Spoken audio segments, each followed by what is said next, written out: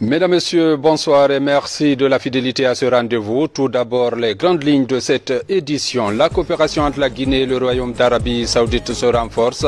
Le séjour de travail du ministre des Affaires étrangères dans ce pays a permis de signer plusieurs accords, dont la mise en valeur d'un projet d'infrastructure sur la corniche nord de Conakry.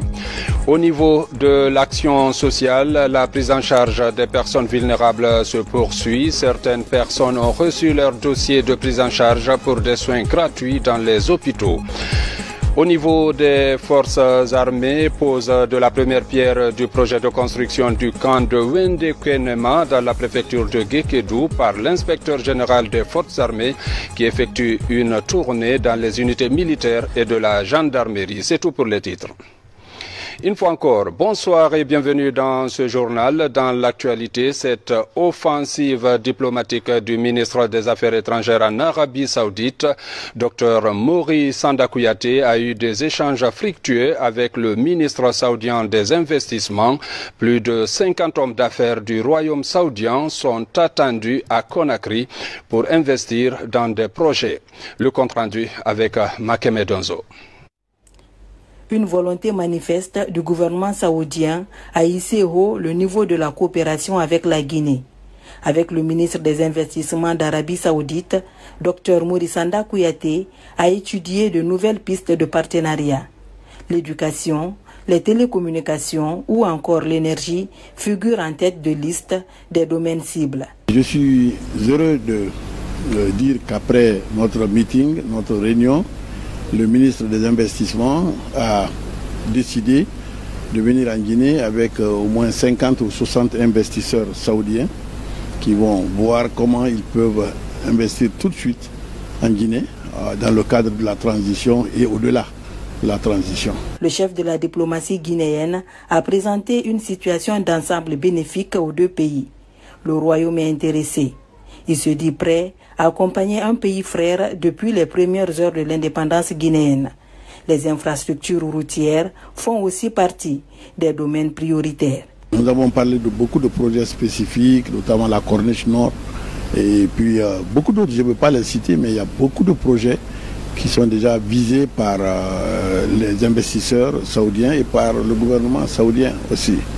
Alors, donc, ils sont encouragés, ils sont vraiment engagés à venir en Guinée le plus tôt possible pour commencer déjà à travailler avec nous. Il s'agit là d'un coup d'accélérateur qui devra se matérialiser dans les mois à venir. Les deux parties semblent prêtes. Il ne reste plus qu'à concrétiser ce bel élan de coopération. En dehors du pays, toujours une mission du ministère du Plan et de la Coopération est aussi en séjour de travail dans la capitale ivoirienne. La délégation multiplie les contacts afin de réussir le 4e recensement général de la population et de l'habitation annoncé en Guinée. Des échanges avec le bureau pays de l'UNFPA Côte d'Ivoire et l'INSS, Institut national des statistiques d'Abidjan, ont permis à la délégation guinéenne de mieux comprendre la démarche qui a conduit à la réussite de cette opération en Côte d'Ivoire. Mamadi Terna Kamisoko.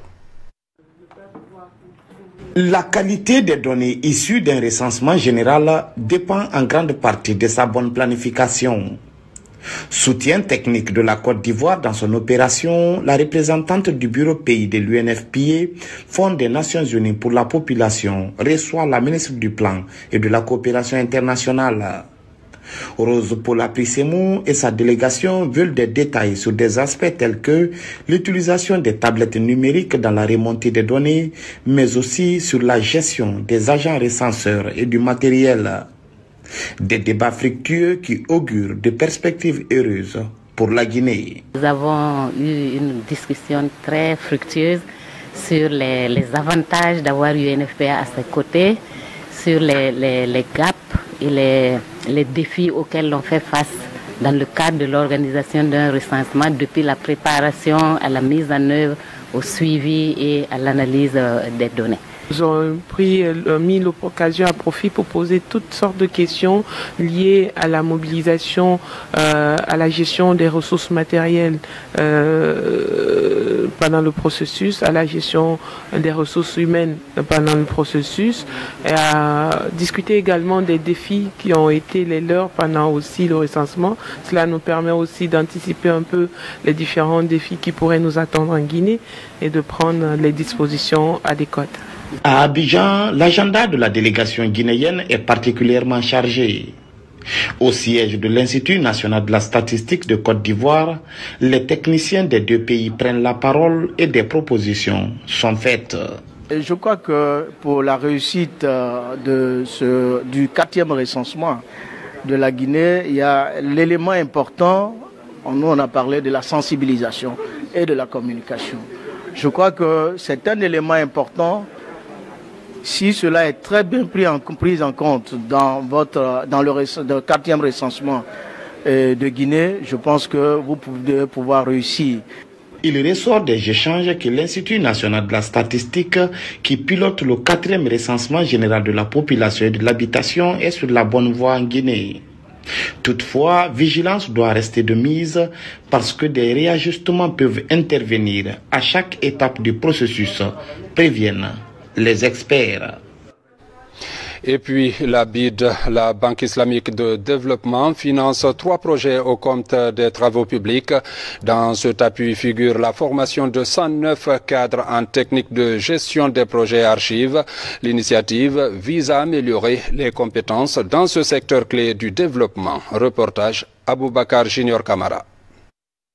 La Banque islamique de développement finance 5 projets de construction de routes en Guinée.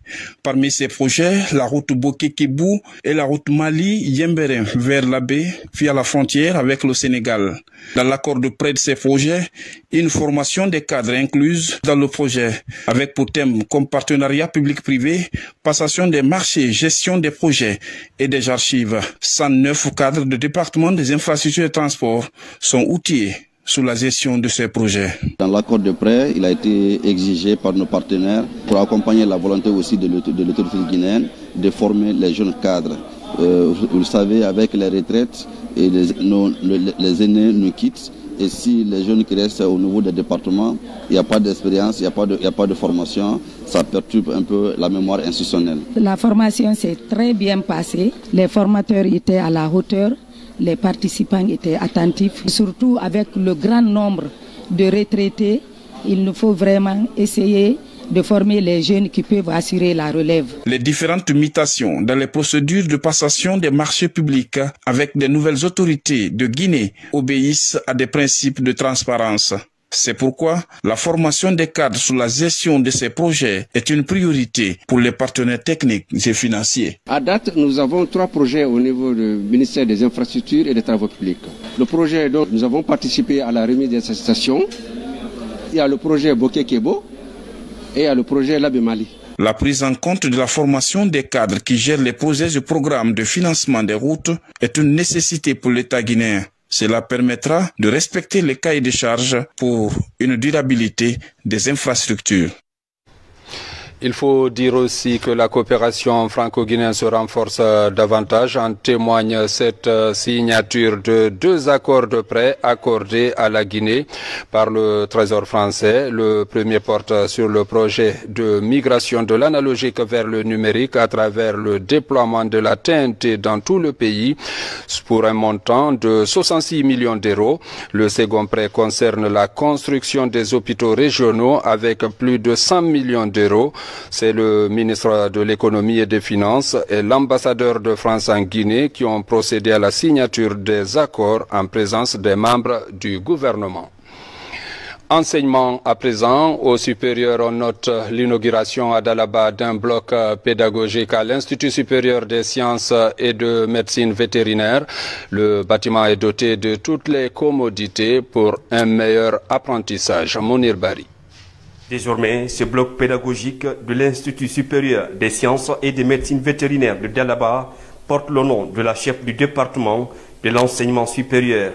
En visite de travail à l'intérieur du pays, les autorités procèdent à l'inauguration de plusieurs infrastructures construite, rénovée et équipée. Maire de Dalaba, à travers son plan d'action et son contrat de performance, se fera l'écho des activités et des grandes réformes annoncées par le département. Nous étions heureux de partager avec vous, Madame la ministre, l'espoir suscité par votre dernière visite de chantier de réhabilitation du bloc pédagogique qui comprend 13 salles de classe, 4 bureaux, 22 toilettes, avec un coût global de projet s'élevant à 3 milliards 805 196 850 francs guinéens. Nous constatons que l'Institut supérieur des sciences et de médecine vétérinaire de Dalaba devient un pôle d'excellence universitaire, scientifique et technologique porteur d'espoir pour les acteurs de la région. Le projet d'extension, de modernisation, d'équipement des universités et des formations est une priorité pour les autorités de la transition. Ce bloc pédagogique de haut standing, par exemple, offre toutes les commodités de formation. L'ISMEF de Dalaba vient de signer le contrat annuel de performance avec le ministère. Un pari, mais aussi un challenge. La gestion doit résolument être axée sur les résultats. La démarche devra fédérer toutes les énergies. Toutes les universités rentrent dans un mouvement historique d'adaptation. Elles s'ouvrent sur le monde, surtout sur le monde de l'entreprise. C'est un joyau que les responsables de l'Institut supérieur des sciences et de médecine vétérinaire promettent d'entretenir et d'équiper. Dans le secteur de la formation, toujours un programme d'éducation inclusive est aussi initié pour lutter contre l'abandon scolaire. Il vise l'égalité des chances et compte sensibiliser les communautés sur l'importance de ce projet phare de la transition dirigé par colonel Mamadi Doumbouya. Reportage Djamokaba. Projet d'avenir, l'éducation inclusive est en train de dégager actuellement l'odeur d'un parfum d'espoir. La méthode est au cœur de la transition pour prôner une meilleure adaptation de l'école face aux besoins de l'enfant, pour favoriser un meilleur accueil des différences. À Kankan, les bases sont jetées pour impliquer les pédagogues. Un nouveau manuel est mis à jour pour susciter le plaisir d'apprendre. La scolarisation universelle des enfants, ça c'est le premier avantage qui préoccupe notre gouvernement, qui souhaiterait que tous les enfants à l'âge d'aller à l'école à date soient scolarisés. Et pour ce faire, ceux qui sont chargés de le faire, il faudrait qu'ils soient outillés en stratégie pour amener les enfants en âge d'aller à l'école. Une école inclusive, c'est une école qui accueille chacun tel qu'il est et qui respecte le rythme de tous. Pour le colonel Mamadi Doumbouya, chaque enfant est unique et a sa propre créativité. La vision du président de la transition, amener les enfants à se connaître pour être mieux armés. En axant le travail sur les forces et les faiblesses, les communautés réticentes sont invitées à prendre une part active dans l'enseignement fondamental. Nous voulons un accès universel et pour une éducation de qualité pour l'ensemble des fils du pays. Notre mission à Kankan, c'est pour venir appuyer nos frères, monsieur l'inspecteur et ses adjoints, à amener la communauté et le peuple à comprendre la vision d'ensemble de la politique éducative du président de la République. Sur le terrain, la Direction nationale de l'enseignement fondamental alimente cette croissance durable pour renforcer la cohésion sociale et la stabilité. Santé avec la lutte contre la rage, les responsables de l'ONG One Health et certains cadres de ce département stratégique viennent de passer en revue les activités réalisées au compte de ce programme en 2022. Ils envisagent plusieurs activités pour soulager les populations face aux problèmes de santé publique dans le pays. Compte rendu, Diene Yansani. C'est une rencontre qui regroupe les professionnels de la santé et certains partenaires en vue de concevoir un plan d'action intégré, opérationnel et harmonisé des acteurs intervenants dans le cadre du projet One Health. Il s'agit tout d'abord de passer en revue les activités réalisées en 2022 et mettre en place une stratégie commune entre les différents secteurs concernés en vue d'éradiquer systématiquement certaines maladies comme la rage et la fièvre Lassa. Chaque année, nous organisons ce genre d'atelier pour essayer, dans un premier temps, d'évaluer ce que nous avons fait l'année dernière, puisqu'un plan d'action opérationnel avait été développé l'année dernière. Faites cette évaluation, mais aussi nous projeter par rapport à l'année 2023. L'élaboration de ce PAO qui nous réunit ici aujourd'hui, c'est vraiment de trouver solution aux multiples problèmes de santé publique que vraiment nous avons aujourd'hui, que nous gérons tous les jours, chaque minute. Et je crois qu'avec l'effort de tout le monde ici, nous allons sortir d'ici avec un document vraiment qui va nous permettre vraiment de faire des plaidoyers et d'obtenir vraiment gain de cause afin de vraiment lutter contre ces zoonoses. Cet atelier de planification du plan d'action opérationnel intégré One Health est mis à profit pour mettre en place une équipe dédiée à la communication pour sensibiliser les populations sur les risques liés aux épidémies, une menace pour la santé publique. On a compris que la santé ne peut être obtenue sans des actions conjuguées. Et quand je parle d'actions conjuguées, c'est l'action d'abord du département sectoriel de la santé, mais en même temps les autres départements sectoriels. Au terme de l'atelier, il était également question de mettre en œuvre une coordination régulière de la communication des risques entre les principales parties prenantes concernées au niveau national et international. Dans le même registre, l'USAID accompagne également le gouvernement dans son élan de préservation de la santé publique.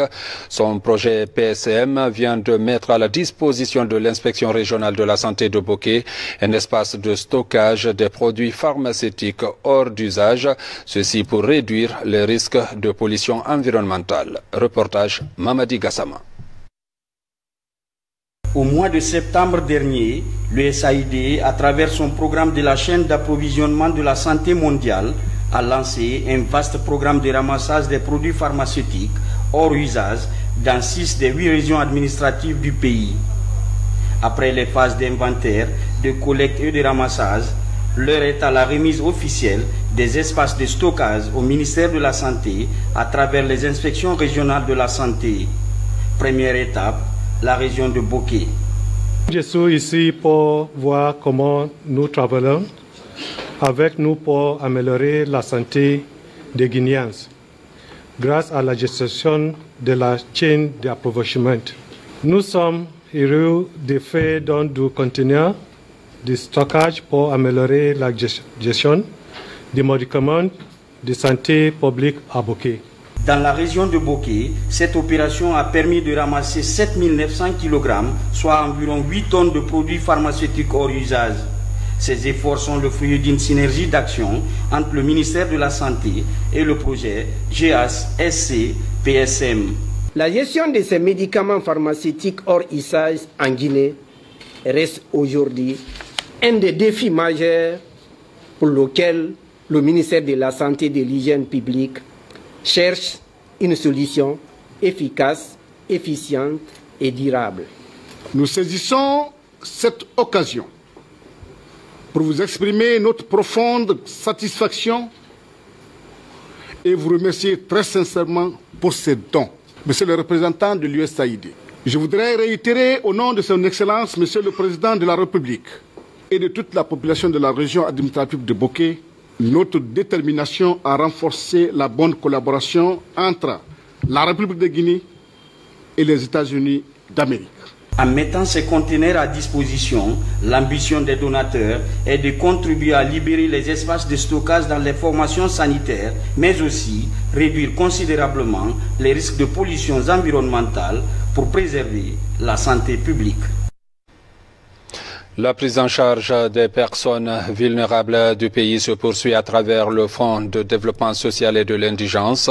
Ce matin, certaines personnes malades ont reçu leurs papiers de prise en charge sanitaire. Avec ces dossiers médicaux, les malades sont orientés dans les hôpitaux pour bénéficier des soins appropriés. Younousa Tavel Kamara. Elles sont au total 60 personnes vulnérables sur 172 à recevoir leur titre de prise en charge sanitaire gratuite au compte de ce mois de janvier. Une initiative des autorités du pays à travers le Fonds de développement social et de l'indigence pour permettre à cette autre couche de bénéficier de la richesse du pays. C'est pour prouver à ces Guinéens que la promesse faite par le président de la République est bel et bien une réalité. À partir d'aujourd'hui, que le malade est admis à l'hôpital, toutes ses coordonnées, toute la situation, elle est connue jusqu'à sa sortie. Nous voulons juste, et ça, avec nos partenaires, les hôpitaux, les pharmacies, sur l'étendue du territoire, qu'on traite ces malades avec dignité et honneur, puisque c'est l'État met les moyens pour pouvoir les prendre en charge, conformément aux clauses de nos différents contrats et conventions de partenariat qui nous lient. Parmi ces malades, des adolescents mais également des enfants souffrant de différentes pathologies qui prenaient leur mal en patience depuis des années.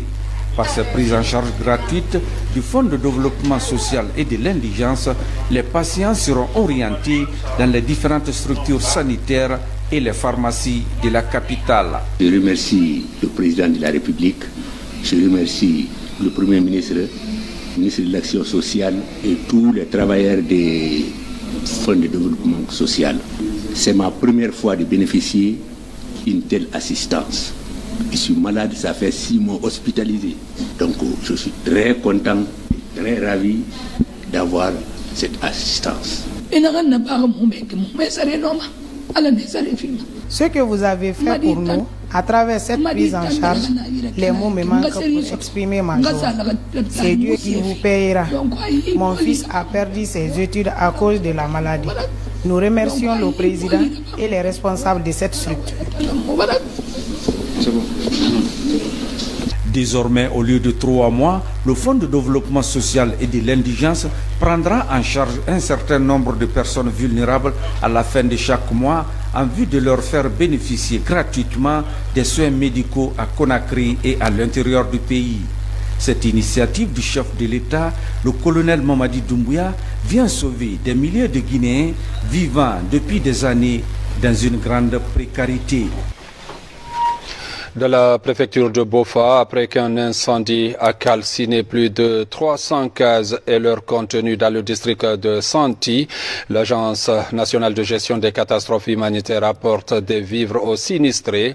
La démarche vise à soutenir ses habitants pendant cette période difficile qu'ils traversent. Reportage Amadou Touré. Le district de Santi, dans la sous-préfecture de Kolia, préfecture de Bofa, a été victime d'un incendie qui a ravagé plusieurs habitations avec leur contenu, provoquant de graves problèmes alimentaires et d'habitation.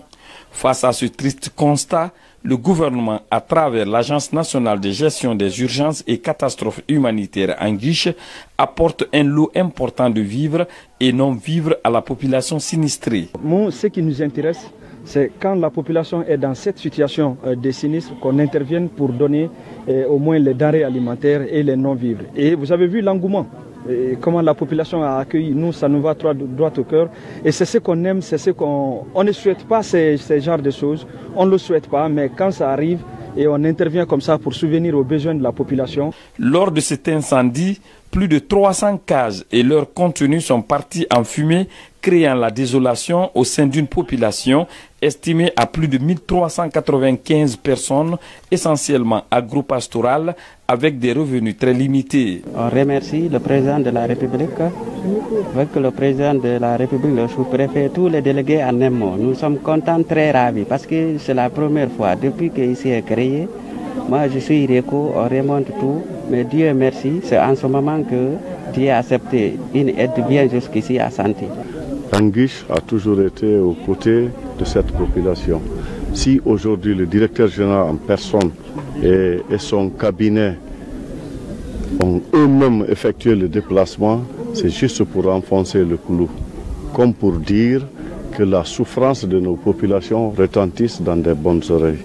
En plus du sinistre, le district de Santi manque totalement d'infrastructures scolaires, sans parler de son enclavement. Il faut plus de 5 heures pour les véhicules tout-terrain pour rallier la localité à Kolia, la sous-préfecture, pour une distance de seulement 140 km. Un autre terrain dont les populations sollicitent l'intervention de l'État.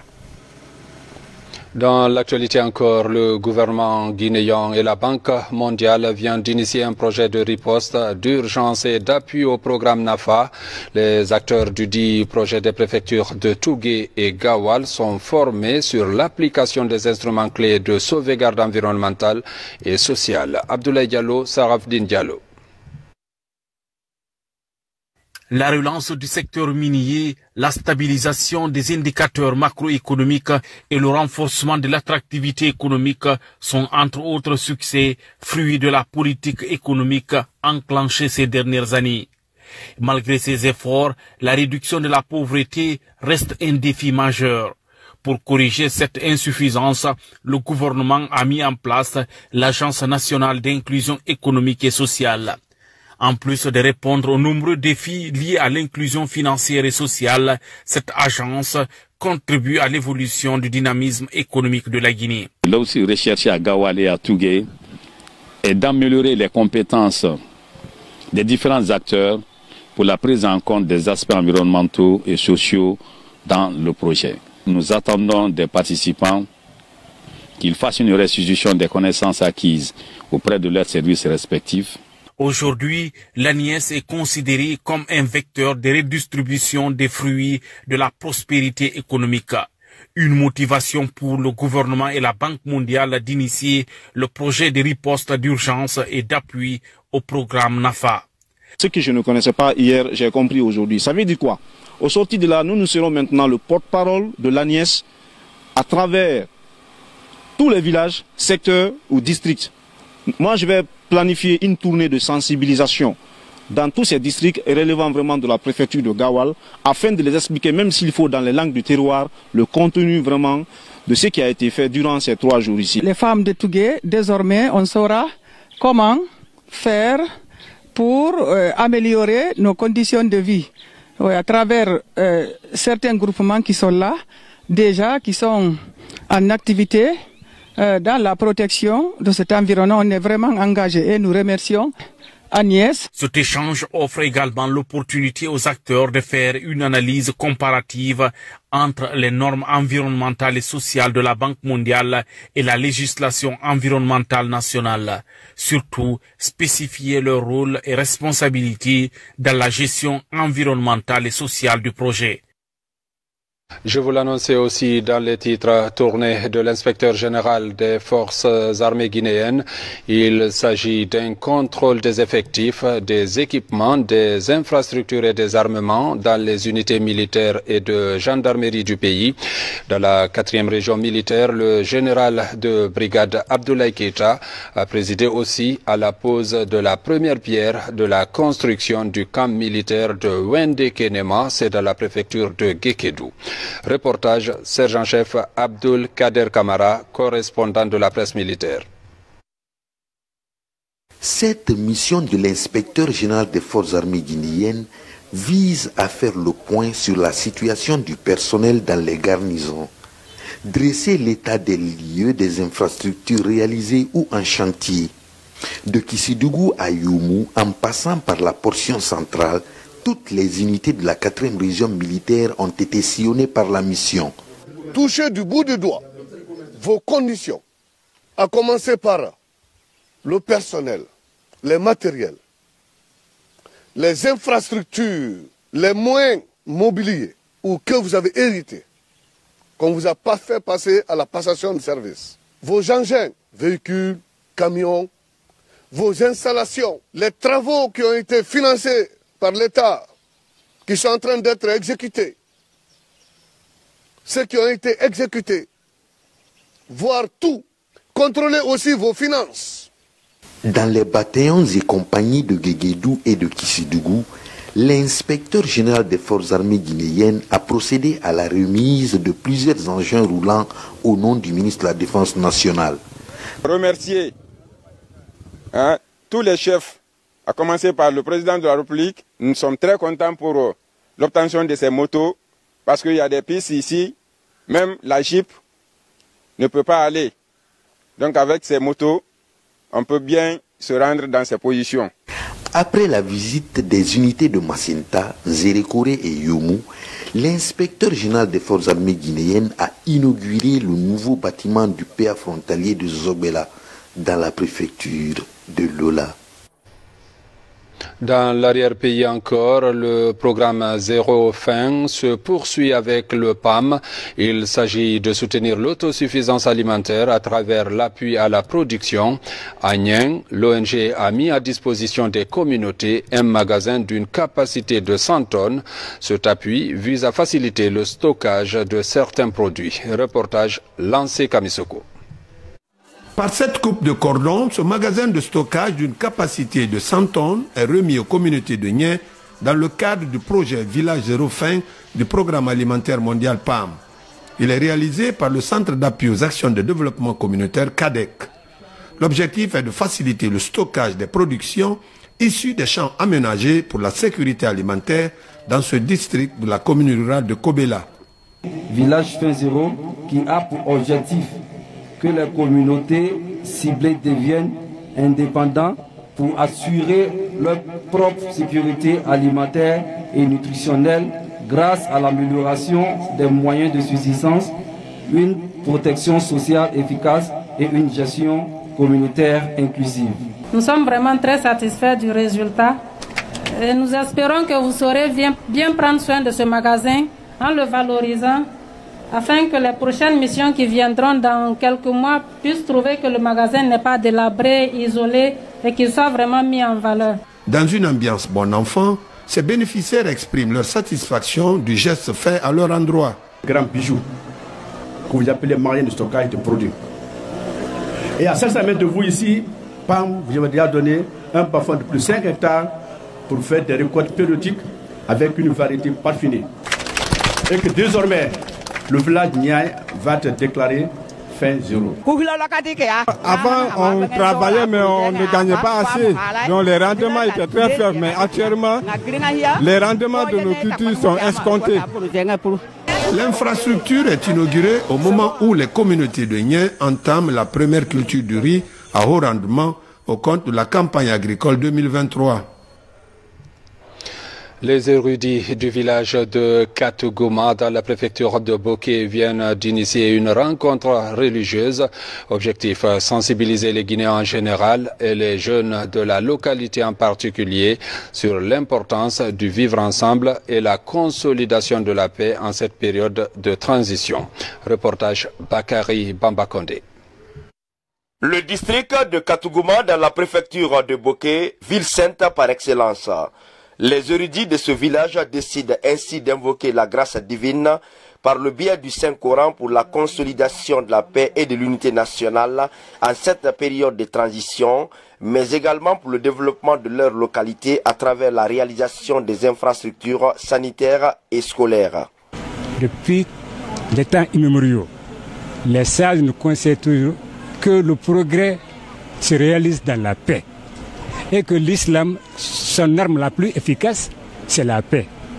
Voilà pourquoi nous demandons à tous les Guinéens, à tous les fils et à toutes les filles de la Guinée, de se donner la main, d'être très patient, parce que la réussite c'est de la patience, d'être très tolérant, qu'on s'accepte l'un par rapport à l'autre. Cette rencontre religieuse a été aussi l'occasion pour les sages de moraliser les jeunes sur l'importance de la cohésion sociale et le vivre ensemble. Présent à la cérémonie, le président de la fondation Mafaka salue la démarche et s'engage pour le développement local de Katuguma au nom du chef de l'État. Le président de la République a toujours dit que l'avenir de la Guinée, c'est avec ses enfants. Donc j'ai pris un engagement de construire ça de classe. J'ai décidé de faire des forages vite fait. Je reviendrai ici avec la directrice de la fondation pour faire un constat encore. Ce qu'on pourra faire pour les femmes, et pour les hommes aussi âgés et aussi pour les petits-enfants. Et les jeunes aussi qui ont fini l'école. Les sages promettent de pérenniser ce genre de rencontres pour la réussite de la transition en cours, ainsi que les idéaux de refondation de l'État prônés par le président de la République. Mesdames, Messieurs, c'est la fin de cette édition.